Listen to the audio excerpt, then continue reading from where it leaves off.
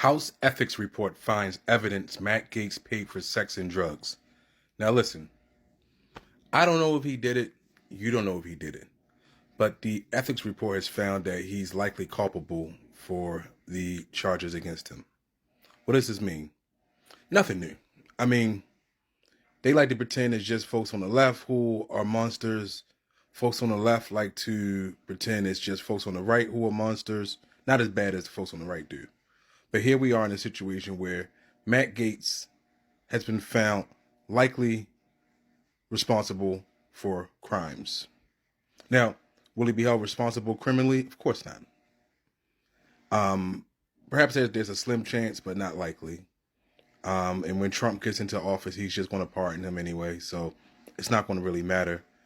But what amazes me is the folks who are inside the MAGA cult tripping over themselves to make up excuses to explain this away. The same Justice Department they say that is engaged in lawfare and political motivation that did not decide to file charges against him. Now they're somehow guilty of lawfare and activity to persecute him on the back end via the House Ethics Committee. The moving goalpost is astonishing. I mean, but they voted for a guy who was best friends with Epstein. Best friends. But they write it off like he didn't even know him. He barely knew him. He didn't do it.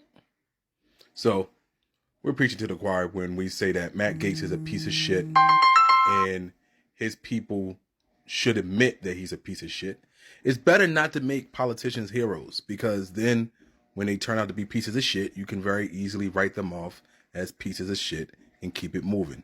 Matt Gaetz is a piece of shit. Pardon my French. A huge piece of shit. And anyone who decides that they want to entangle themselves with 17-year-old girls as an adult man is a piece of shit. And we should make no excuses for them. We shouldn't find out what they might have really been trying to do. What was really the purpose of the money.